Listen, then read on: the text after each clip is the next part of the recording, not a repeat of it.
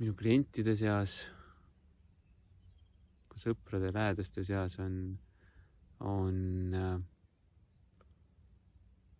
palju, ühiskonnas üldse on palju sellist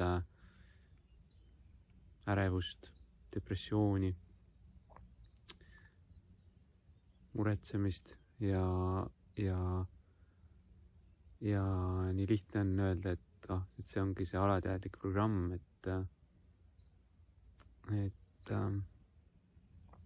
näiteks ma olen nagu mingis mega kaunis kohas praegu, nagu lihtsalt nagu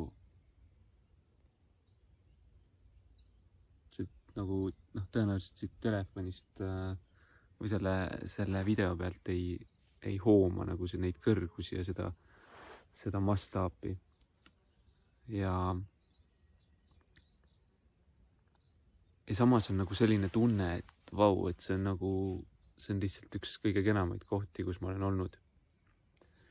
Ja tahaks nagu hullult tunda seda tunnet, et see on kõik see vägevus, et umbes, et see on mingisugune 15 000 korda ägedam kui mingisugune, ma ei tea, muu tegevus, mida ma iga päev võib-olla teen ja siis ma tahangi tunda ennast 15 000 korda ägedamalt. Miks ma siis ei tunne? Miks ma lihtsalt tunnen, et nii lahe on ju, et kuidagi tahaks nagu seda endale väga sisse võtta. Aga veel hullem on see siis, kui inimesel on depressioon või ärevushäire või midagi sellist, mis nagu panebki maailma nägema nagu nii-öelda tumedates toonides. Ja siis on see, et tahaks nagu tunda neid ägedaid tundeid või isegi nagu ei suudagi uskuda, et saab seda tunda, et seesama inimene võib vaadata seda nagu üliägedat vaadet ja olla siin kohas ja lihtsalt mõelda, et ma saan aru, et see on äge koht, see võiks olla mega äge kogemus ja mega äge emotsioon, aga miks ma siis seda ei tunne, miks ma tunnen masendust?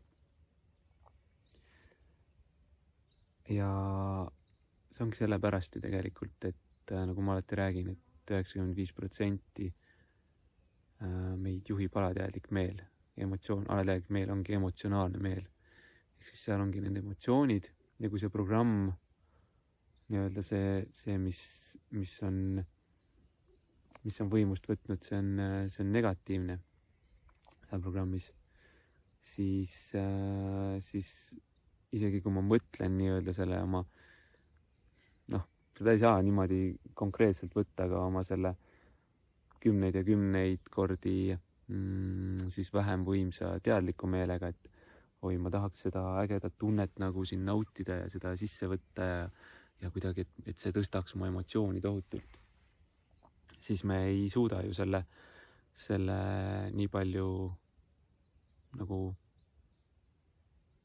väiksema võimsusega teadliku meelega seda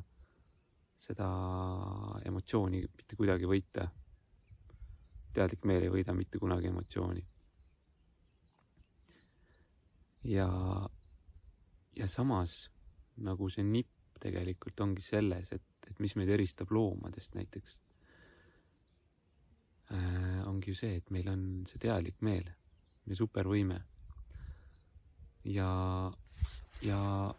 seda võiks võtta niimoodi tegelikult, et kui meie alateadvus on Ferrari, väga võimas auto, väga kiire auto,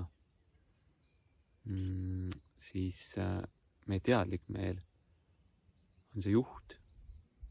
Ja kuigi see auto on nii palju tugevam, nii palju kiirem, nii palju võimsam, siis me saame oma teadlikku meelt kasutada tööriistana, et seda muuta. Või siis tähendab juhtida mingis suunas. Ja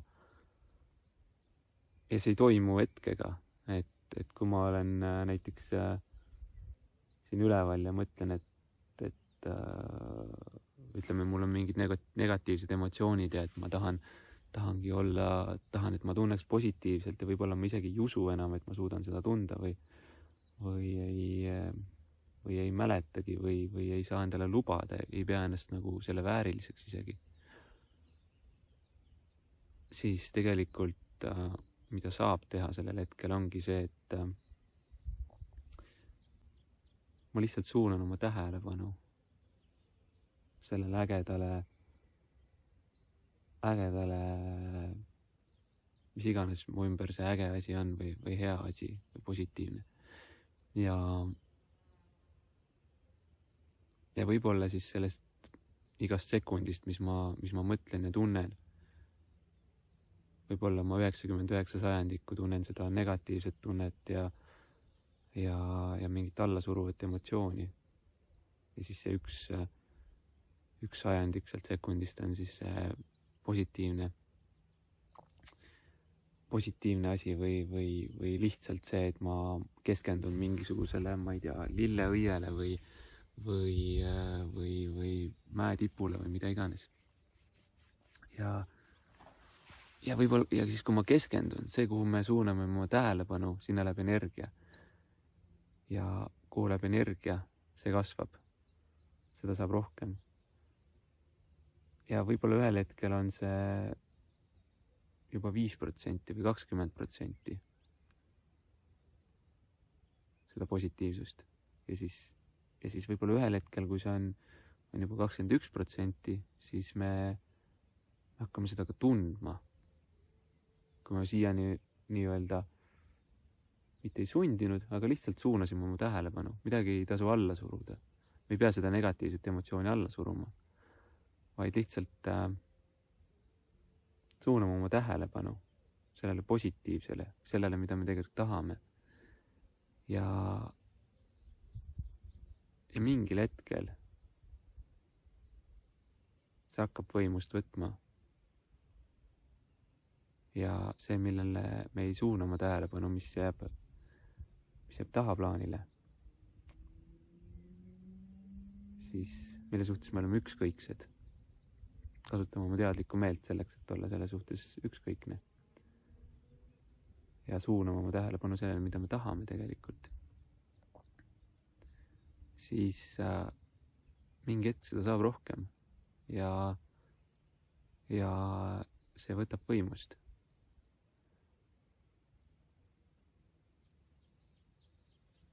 Sellised mõtted.